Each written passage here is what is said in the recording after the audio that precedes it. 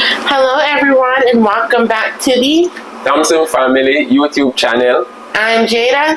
I'm Jerome. And today we're back with another video. So in today's video we are doing a continuation of the video we did on the J1 waiver for the 2-year home residency requirement. Right. So today's video we are going to talk about what the approval looks like and some more tips and tricks on getting your waiver approved, as well as some things that you should not do. Because from the last video, Jerome got a lot of calls, texts, emails from people and comments. Yeah, and comments. Thank you so much for those comments. People wanting some more information, people asking if he could help. So we really want to make sure that we answer some more questions from some of the more common questions that Jerome received. And Jerome, how many people called you and texted you? I would say about 5 persons reach out to me via Instagram and also in the comment section as well. Yep, so I got 2 people on my own asking me some questions, and Jerome got 5. So in total, that's 7 people that was asking for information. If 7 people were confident enough to ask the questions that were on their mind, that means a lot more people probably have some of the same questions. So we're going to address those questions and hopefully give you the answers that you guys want. So please make sure that you keep on watching, subscribe to our channel, and like this video, and send it to anybody that is going through this process and may need some help. Okay, so we're going to get right into it. Keep on watching. Okay, you guys, so the first thing that we're going to talk about is the first step approval. This is a self-addressed letter that when I sent out my application. So as you know, you must send 2 applications, right?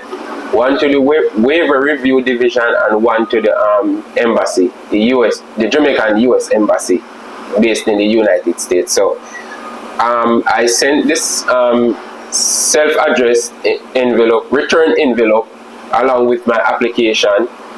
So when I receive my favorable recommendation from the U.S. Department of State, they send me back a letter to the address that's on the letter. And also, don't forget to put your stamp.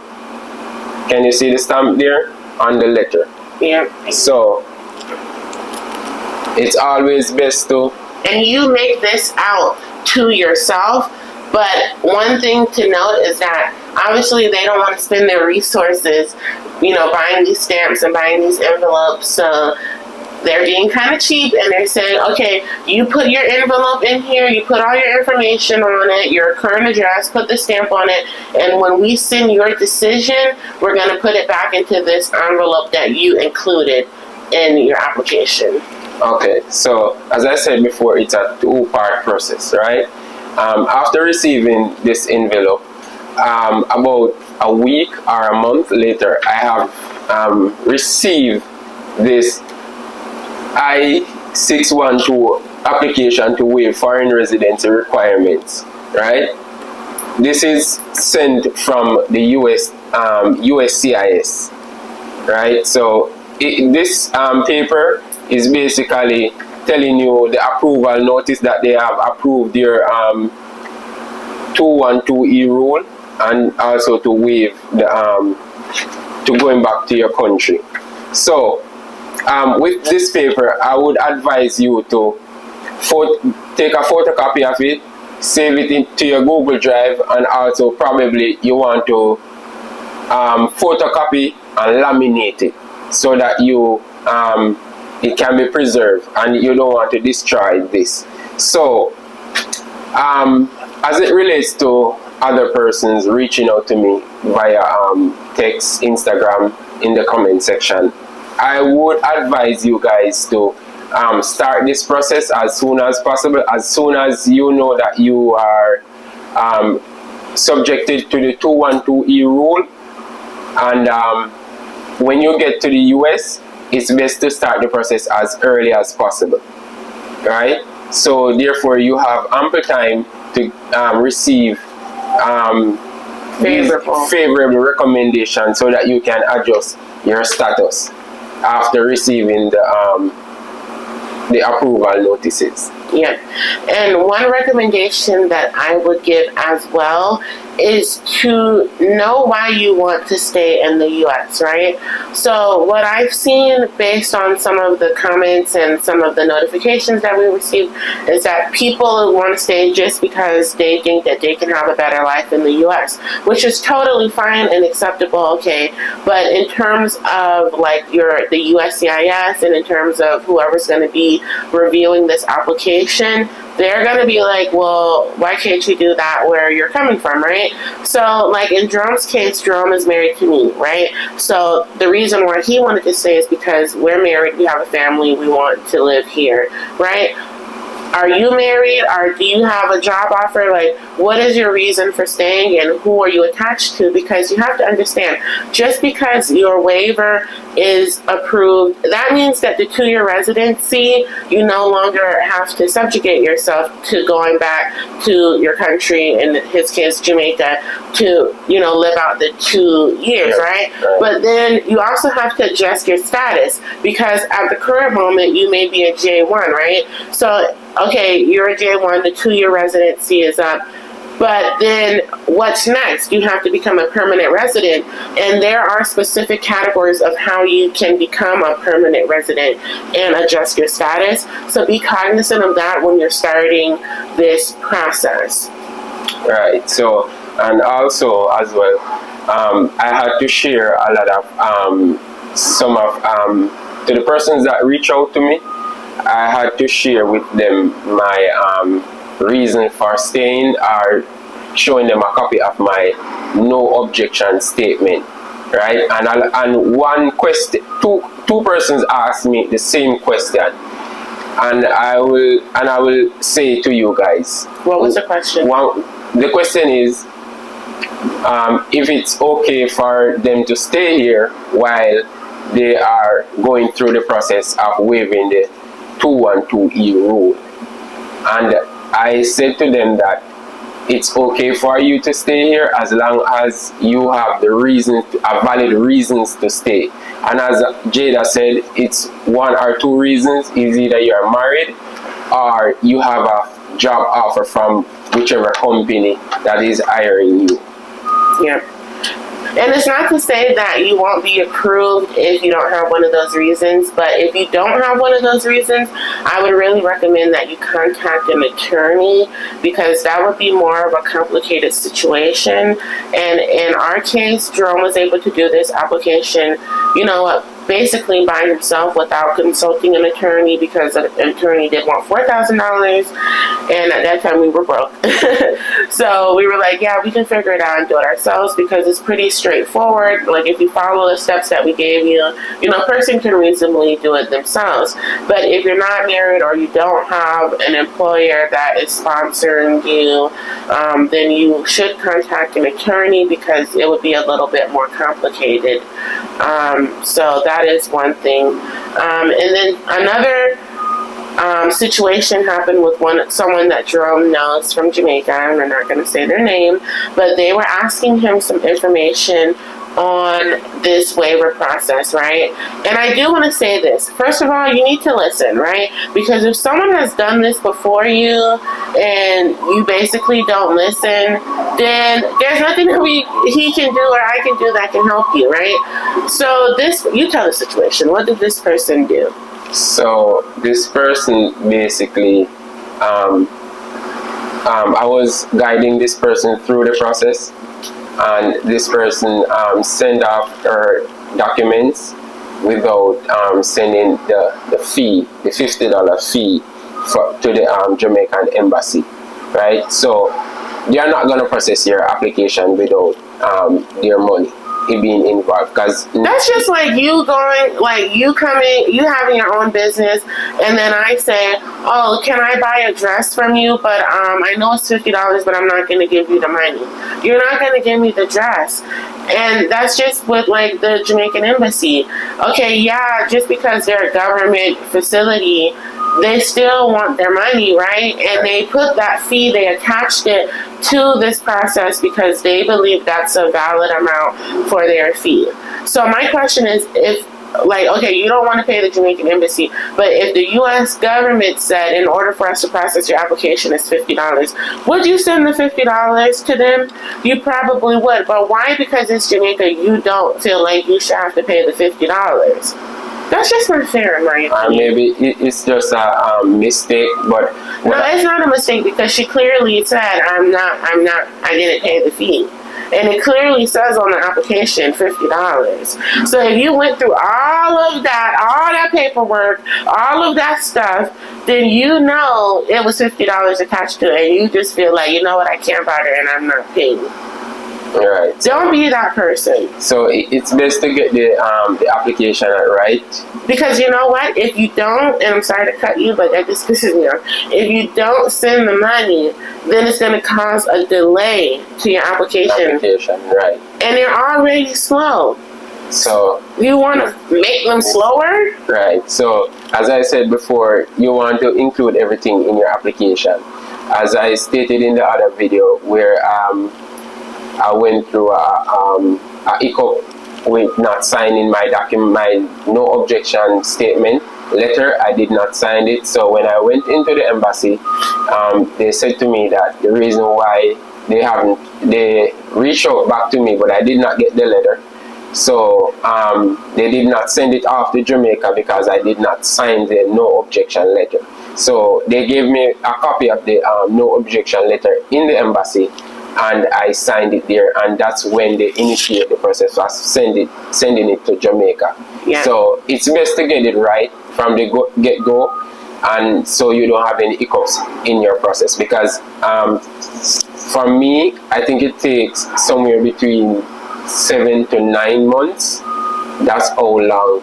So and just imagine if I did not, if I did sign the no objection. How long would it have taken?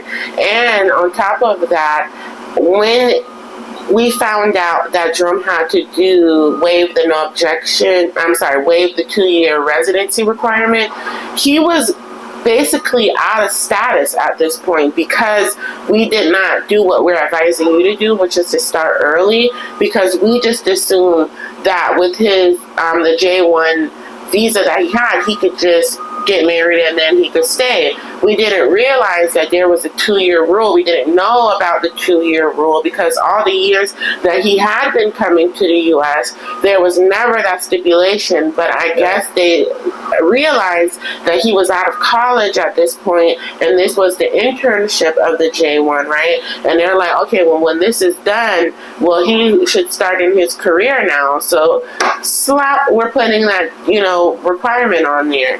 And so we didn't realize that, and by the time we got started, through the process, he was out of status. And so when you're out of status, then now you're not able to work and not do all of these things. So if you guys want, I'm dropping this in, John doesn't even know I'm going to say this, but if you guys want, we can do a series on the process that Jerome has been going through with getting the work permit, the permanent residency, all of that stuff, because Jerome did this whole thing by himself.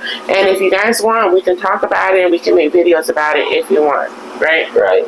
So, and also another question persons are asking is that, can they start the adjustment of status process without this two-year the approval notice of the 2-year requirement? So what I've said to them is that I don't think you should start the process, because if, say for instance, you applied and you get through, and then they call you for an interview, when you go to the interview, and this happened to one of my friend, he told me that he went to the interview and then they asked him for the approval notice, which he did not have, right? So further delays. It's further delays again, and he said this was during COVID time, so you know, in COVID times things were much slower, but however he managed to prevail. But what I'm trying to say to you is that do not start the adjustment of status process before receiving the approval notice, because one, if you go to the interview, they are going to ask you for it, and then you have to wait again, right? So don't trick yourself into rushing into starting the process. It's just do it right at first, get the approval notice, and then you go ahead. And I am not an attorney, but I can say for other persons who I've been communicating with, they said they start their process with the work permit. So you can apply for the work permit, and you possibly can get the work permit without the approval notice, but not with the adjustment of status. Right. All right, and so now we're going to transition, and we're going to talk about some things that you should not do when applying for the waiving of the 2-year home residency requirement. And so the first thing that I'm going to say is, please do not provide false information or documents. It is important for you to be truthful and honest, be accurate in your application to avoid any delays. Okay, do not lie. Don't say that you're married if you're not. Don't say that you have a job and you don't, because you know what's going to happen? You're going to have to prove it, right? They're going to want to see real information. Like when Jerome did his application and they asked for, you know, like your marriage license and stuff, these things have to have like the notarized rubber seal on it. Like it has to be the real deal. Right. So it's best to just be real and not providing any false information, because that's only make your case worse. Yeah, and right? then if you lie, they're gonna know that you're lying. Well, not that you're lying, but that you're lying on these documents. So now they're gonna scrutinize every little thing. And then the worst thing they're gonna do is just say, you know what, they were not honest. This is denied. And now what are you gonna do? You gotta go back. Right. So, and another tip that I want to leave with you guys is, when you're sending out the self-address letter, it's best to put your case number. I'm not sure if you can see, but there's a here where is the case number. So always put your case number, because that's what they use to track your application. Yeah. Never leave out your case number when doing any correspondence without the case number. Okay, and so the next tip that I have for you not to do is do not wait until the last minute to apply, which we've touched on briefly. When Jerome did his, by the time we were through the process, I was basically out of status by then. Yes. So you just get it when you receive your passport from the embassy, from the American embassy in Jamaica. Check to see if you are subject to the 212E rule. Once you get to the US, say for instance you are going to get married to someone, or you have a job offer, I would suggest to you that if you are going to marry, you have to wait 90 or 91 days before you can get married. That is super important. And that's when you enter the U.S., you have to wait that 90 days from entering, because the reason for that is because they're going to look at it like you didn't come here for your initial purpose of working or furthering your studies or your education or whatever it is that you're doing here. You came to basically stay, so you found somebody and you're here now, right? So that's like saying, oh, I'm coming here to work. And then, so if you're coming here to work, why are you now getting married? Is that been your whole plan this whole time? Or did you fall in love, date somebody, and now you just so happen to be getting married, right? So that's one thing. The next thing that I would say is not seeking guidance. And this can be from an immigration attorney, or this could be from somebody like Jerome who's gone through this process, or if not Jerome, somebody like me who's the wife of somebody who's gone through this process, or, you know, your friends that don't get it. This brings me to a whole nother thing. Don't get advice from people who've never done it, okay? Because if I've never done it, how can I tell you the right thing? Because Jerome had cousins say, oh, no, man, if you have your social security card, then you can go and work anywhere. Where it says right on the social security card, what does it say on that card? For work purposes only. That's when because I did the J1 visa few years back. So it has on the card that work purposes only. So that means that then when they're running my social security number, they will know that I came here on a J1 visa, as it opposed to, say for instance, like an American citizen. They will not have that on their. They will not have that restrictions on their social security card. Yep. So the point is, don't listen to people who've never done it before. Just like if I want to be a millionaire, why would I listen to somebody who doesn't have any money? Right. The only thing you could tell me is what not to do. But in this case, you need somebody to tell you what to do. So seek guidance from other J1s who have waived their home residency requirement. Talk to an attorney. Talk to somebody like us. You know what I mean? But get guidance so you know what to do for it to be approved. And then the next thing that I want to say for you not to do is do not follow the specific instructions that the U.S. Department of State has, the USCIS has, that the Jamaican Embassy has. Like, you have to follow the instructions because they have written those instructions for a specific reason. That's the way that they want it done. You want something from them, so don't do it in a way that says, oh, I'm not going to do it, I can't bother, blah, blah, blah, and then now your application is denied.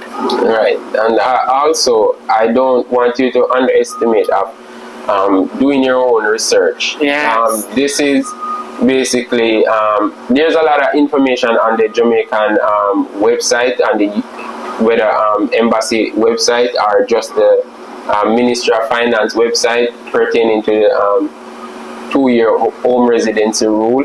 There's a ton of information on there because I was talking to one of the persons that are subjected to the 2-year rule, and she was basically asking me, where do I find all these information? Like, really?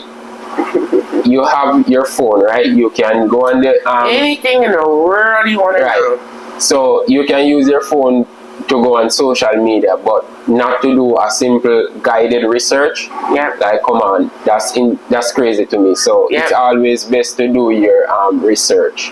Always try to do your research and get informed information when to guide you through the process. And that brings me to my final point, and this is something that we kind of talked about in the last video, but it's about student loans.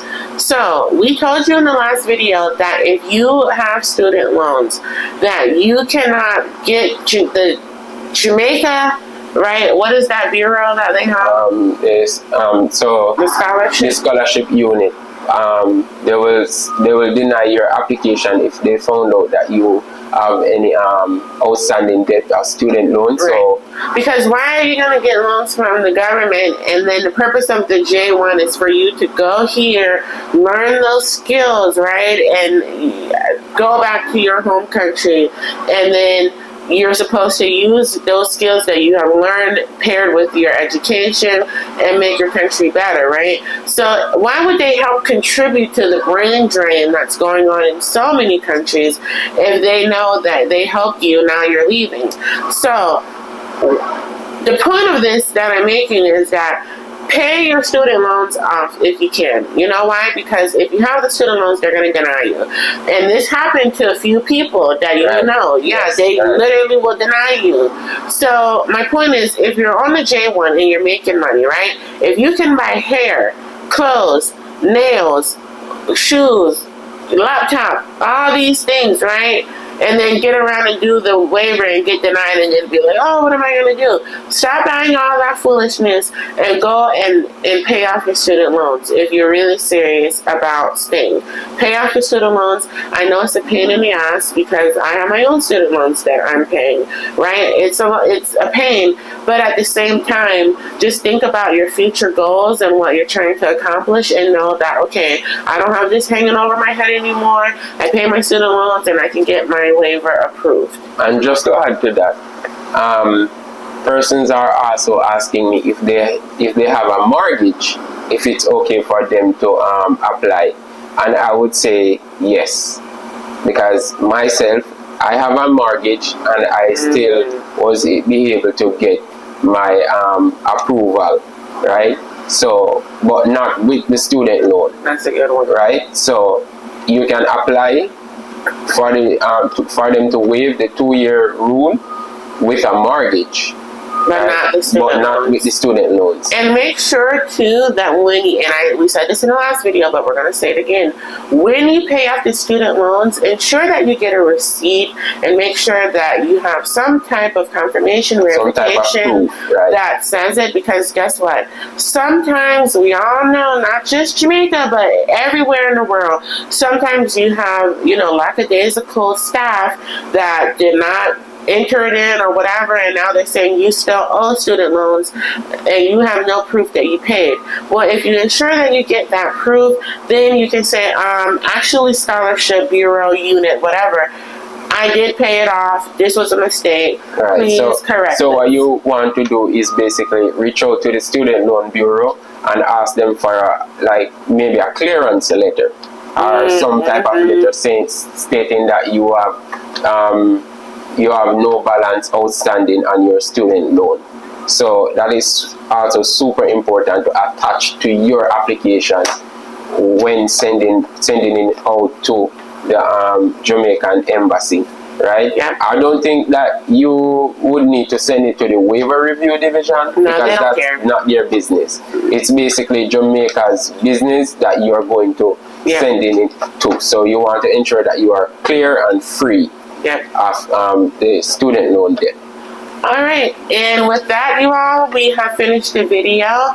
Hopefully this was informative for you.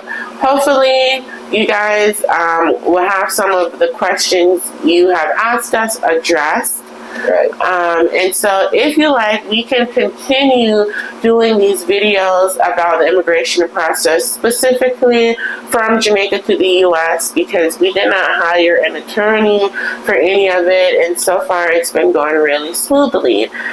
So if you guys like that, please comment down below and let us know, because it is quite a lot of gathering of information that we have to get from a multitude of sources, as well as draw from our personal observations. So please let us know by commenting down below if this is helpful for you and if you would like a continuation of these videos.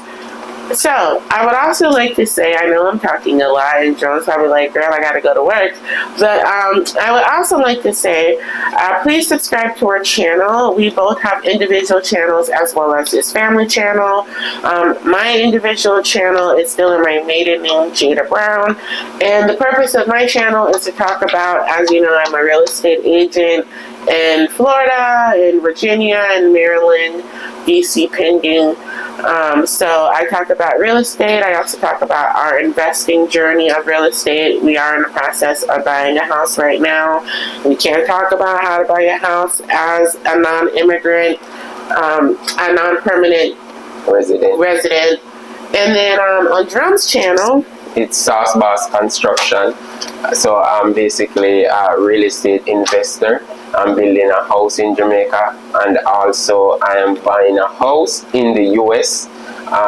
We are buying a house in the US, and so we can talk more about it if you have reached out to me or Jada. And so whatever your flavor is, if you're interested in real estate in those particular states that I let you know about, then you can go on my channel. If you're interested in the construction part in Jamaica and building from overseas and what those construction materials cost and building steel and how to not make people steal your steel and all these things, then you can go on Jerome's channel and he'll talk about it, and you can kind of see his house from the initial. You can talk about digging the foundation, erecting the steel and all kind of things. So anyway, guys, thank you so much for watching our video. And this brings us to the end of our video. Yes. I'm Jerome. And I'm Jada. And thank you guys so much for watching. And remember, please consider subscribing to any of our channels. Don't consider, do it like Nike, please. Thank you, guys. All right, thank you guys. See you in another video. All right.